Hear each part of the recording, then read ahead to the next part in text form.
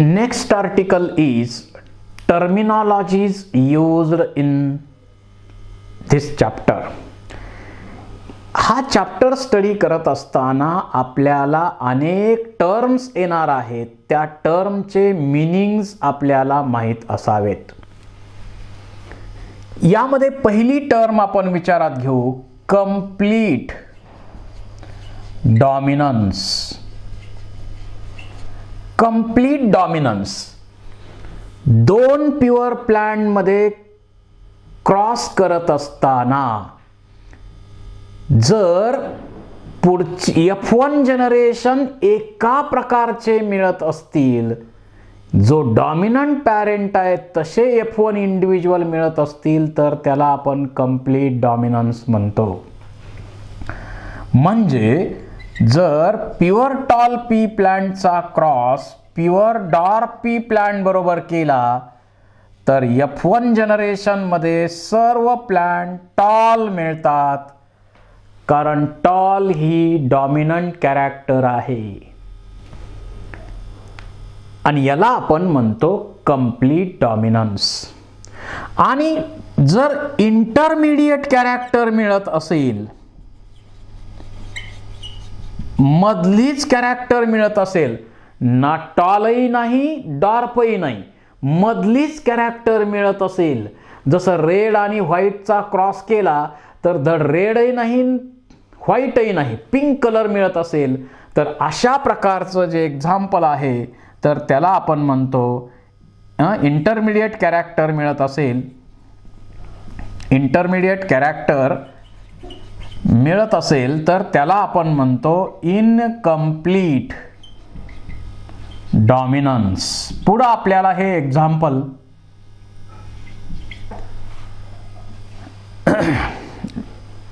Study करायचं आहे. 4 okay clock plant किंवा त्यालाच मिरॅबिलिस, यामध्ये रेड फ्लावर व्हरायटीचा क्रॉस व्हाईट फ्लावर्ड व्हरायटी बरोबर केला तर F1 मध्ये सर्व प्लांट पिंक कलरचे मिळतात. इंटरमिडिएट मिळाले म्हणून त्याला आपण म्हणतो इनकम्प्लीट डॉमिनन्स. फक्त टर्म माहिती असाव्यात. बाकी मेंडेलियन जेनेटिक्स म्हणजे पूर्ण क्रॉस जे मेंडेलनं केलेले आहेत ते कंप्लीट डॉमिनन्सचेच एक्झाम्पल आहेत. आणि इनकम्प्लीट डॉमिनन्स आपण पुढे आर्टिकल येईल त्यावेळी स्टडी करू.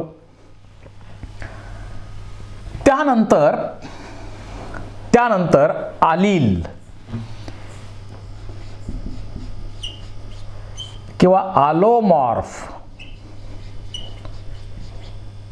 एकाच कॅरेक्टरचे अल्टरनेट फॉर्म्स म्हणजे अलिल्स. 2 अल्टरनेट और opposite forms of single character are called as alleles of each other. एकमेकाचे ते अलिल्स आहेत. एकाच कॅरेक्टरचे अपोजिट फॉर्म्स म्हणजे अलिल्स. फॉर एक्झाम्पल, समजा हाईट कॅरेक्टर विचारात घेतली तर टॉल म्हणजेच कॅपिटल टी आणि डॉर्फ म्हणजे small T. These are alleles of height. Capital T and small T are alleles of height. अशा प्रकारे अलिल किंवा आलोमॉर्फ ही टर्म यूज केली जाते. त्याबरोबर होमोलोगस क्रोमोसोम, आपल्या प्रत्येक सेलमध्ये एक सेट मॅटर्नल क्रोमोसोमचा आहे 23 क्रोमोसोमचा आणि एक सेट पॅटर्नल म्हणजे आई वडिलाकडनं आलेला आहे. म्हणजे एक आईकडनं आणि एक वडिलाकडनं 23 असे 2 सेट आपल्या प्रत्येक सेलमध्ये आहेत.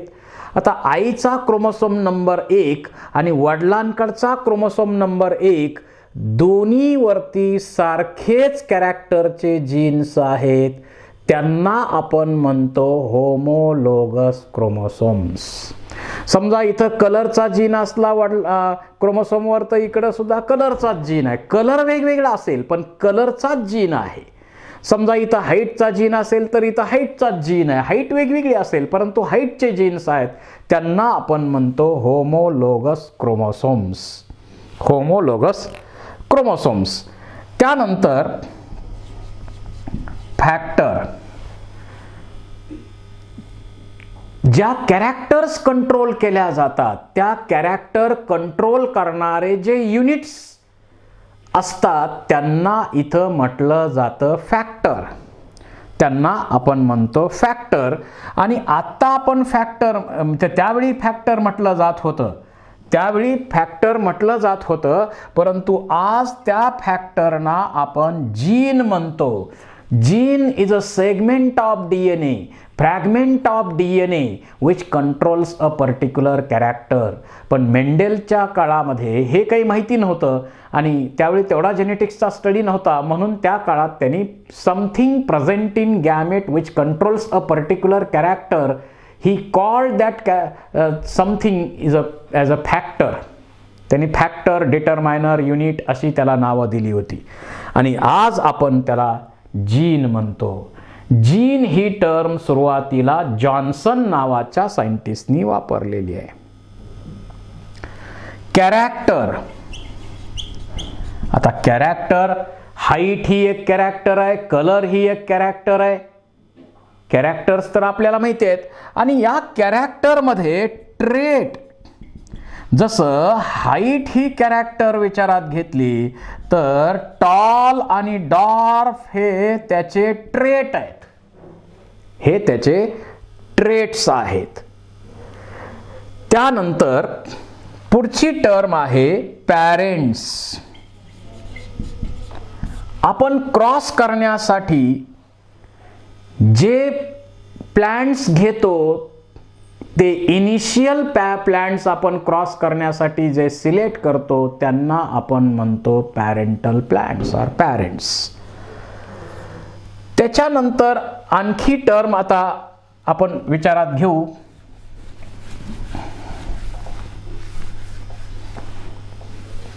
Phenotype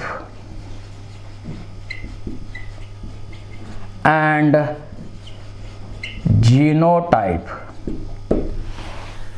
External appearance of an organism. बाहेरून दिसणाऱ्या ज्या कॅरेक्टर्स आहेत त्यांना आपण म्हणतो phenotypic characters. And ratio obtained on the basis of phenotypic character is called as phenotypic ratio. 3:1, 9:3, 3:3:1. हे फिनोटिपिक रेशो आहेत. बाहेरनं टॉल, डॉर्फ या फिनोटिपिक कॅरेक्टर आहेत.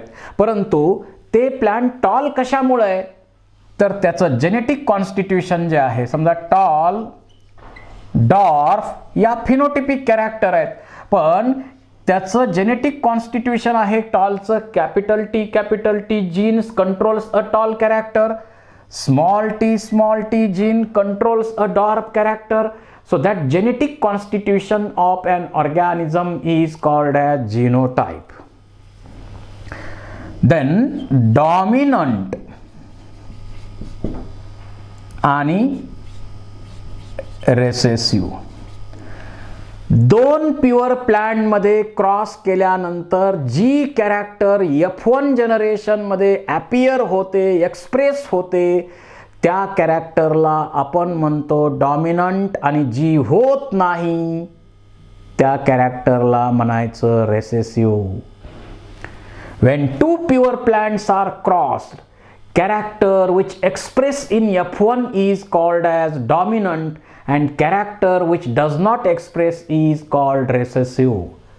जसं टॉल आणि डॉर्फचा क्रॉस केला तर सर्व प्लांट F1 जनरेशन मध्ये टॉल मिळतात, कारण टॉल ही डॉमिनंट कॅरेक्टर आहे.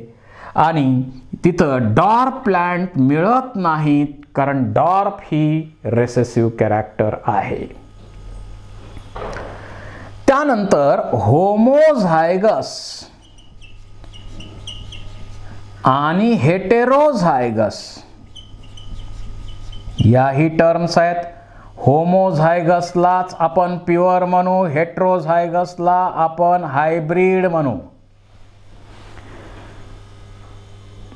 each character is controlled by pair of gene. दोन जीन एक कॅरेक्टर जनरली कंट्रोल करतात, एक्सेप्शन असतील. आणि जर दोन्ही सारखे जीन जर एक कॅरेक्टर कंट्रोल करत असतील तर त्याला आपण म्हणतो प्युअर किंवा होमोझायगस. आणि दोन वेगळे जीन एक कॅरेक्टर कंट्रोल करत असतील तर त्याला आपण म्हणतो हेट्रोझायगस किंवा hybrid. For example, capital T controls tall, small T controls dwarf. Capital T controls tall, small t controls dwarf. It is a homozygous or pure म्हणू आपण. परंतु capital T small T controls tall character म्हणजे capital T आणि small T दोन वेगळे gene आहेत, पण दोन वेगळे जीन एक कॅरेक्टर कंट्रोल करतात, त्याला आपण म्हणतो हेटेरोझायगस किंवा हायब्रिड. त्यानंतर F1 जनरेशन किंवा त्यालाच फर्स्ट फिलियल आणि F2 जनरेशन सेकंड फिलियल. दोन पॅरेंटचा क्रॉस करून जे पहिलं जनरेशन आपल्याला मिळतं त्याला म्हणायचं F1 generation. So plants obtained by crossing of initial parents are called as first filial or F1 generation, and plants obtained by crossing or selfing of F1 is called as F2 generation or second filial generation. त्यानंतर inbreeding किंवा त्यालाच आपण selfing सुद्धा म्हणतो. दोन genetically similar ऑर्गॅनिझमचा cross करणे म्हणजे inbreeding किंवा सेल्फिंग. दोन जेनेटिकली सिमिलर इंडिव्हिज्युअलचा cross, for example capital T small T into capital T small T, अशा दोन जेनेटिकली सारख्या ऑर्गॅनिझम मध्ये क्रॉस केला तर त्याला आपण सेल्फिंग किंवा इनब्रीडिंग असं म्हणतो. सेल्फिंग किंवा इनब्रीडिंग म्हणतो आपण. त्यानंतर मोनोहायब्रिड रेशो आणि डायहायब्रिड रेशो. दोन प्युअर प्लांट मध्ये क्रॉस करत असताना एक कॉन्ट्रास्टिंग कॅरेक्टर एका वेळी कन्सिडर केली तर तो क्रॉस म्हणजे मोनोहायब्रिड क्रॉस, आणि F2 मध्ये जो रेशो मिळतो तो मोनोहायब्रिड रेशो. हा 3:1 हा मोनोहायब्रिड रेशो आहे. आणि दोन प्युअर प्लांट मध्ये क्रॉस करत असताना जर दोन contrasting character at a time consider केल्या, काय मोनोहायब्रिड बद्दल आपण सांगितलंय, when two pure plants are crossed, if or during crossing if one contrasting character is considered at a time, it is called as monohybrid cross and ratio of F2 is monohybrid ratio.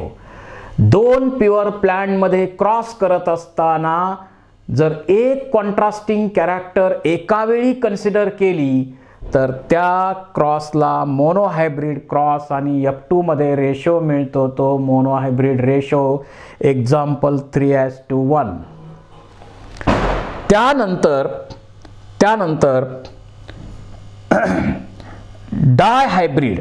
दोन pure plant मध्ये cross करत असताना जर दोन contrasting character at a time consider केल्या तर त्याला आपण म्हणतो डायहायब्रिड क्रॉस आणि ratio of F2 is a dihybrid ratio. So in crossing of two pure plants, if two contrasting characters considered at a time, it is called as dihybrid cross and ratio of F2 is dihybrid ratio. आणि example 9:2, 3:2, 3:1 डायहायब्रिड ratio आहेत. त्यानंतर offsprings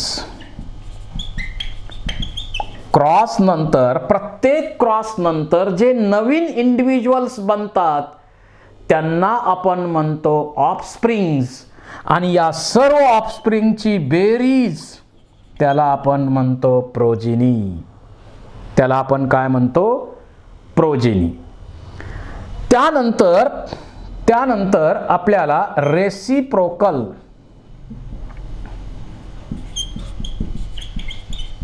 reciprocal cross म्हणजे पहिला cross आहे. पहिल्या क्रॉसमध्ये समजा आपण काय केलं, पहिल्या क्रॉसमध्ये आपण काय केलं, टॉलला मेल समजलं, डॉर्फला फिमेल समजलं आणि क्रॉस करून त्याचे रिझल्ट्स काढले. दुसऱ्या क्रॉसमध्ये टॉलला फिमेल समजलं, डॉर्फला मेल समजलं, रिझल्ट कॅल्क्युलेट केले, तर अशा प्रकारच्या क्रॉसला आपण म्हणतो रेसिप्रोकल क्रॉस. परंतु रेसिप्रोकल क्रॉसचे रिझल्ट सेम असतात because there is no influence of sex at the time of inheritance. So results of all reciprocal crosses are same असतात ते. त्यानंतर त्याचबरोबर बॅक क्रॉस आणि टेस्ट क्रॉस जनरली F1 मध्ये selfing केलं जातं, F1 मध्ये. परंतु F1 इंडिव्हिज्युअलचा क्रॉस जर त्याच्या इनिशियल पॅरेंट बरोबर केला तर तो झाला बॅक क्रॉस, आणि त्या इनिशियल पॅरेंटमध्ये जर रेसेसिव्ह पॅरेंट बरोबर केला तर तो झाला टेस्ट क्रॉस. पुढे आपल्याला त्याचा स्टडी करायचाच आहे. आणि याच्याबरोबर आपण पुनिट स्क्वेअर किंवा चेकर बोर्ड मेथड, ज्यावेळी आपण रिझल्ट कॅल्क्युलेट करतो, आरसी पुनिट या सायंटिस्टनी काय केलं, रिझल्ट कॅल्क्युलेट करण्यासाठी चेकर बोर्ड मेथडचा यूज केला. म्हणजे काय, जे गॅमेट्स तुम्हाला दोन्ही पॅरेंटचे मिळतात ते इकडं एका बाजूला मेल पॅरेंटचे गॅमेट, दुसऱ्या बाजूला फिमेल पॅरेंटचे गॅमेट मांडून घ्यायचे. म्हणजे राईट अँगलला गॅमेट मांडून घ्यायचे आणि लॉ ऑफ प्रोबॅबिलिटी यूज करून रिझल्ट कॅल्क्युलेट करायचे. अशा प्रकारची मेथड आरसी पुनिट यांनी स्क्वेअर ड्रॉ करून सुरुवात केली, म्हणून त्याला पुनिट स्क्वेअर, आणि या मेथडला चेकर बोर्ड मेथड असं आपण म्हणतो. तर अशा प्रकारच्या अनेक टर्म्स इथं येतात, त्याची फक्त आपल्याला माहिती असली पाहिजे.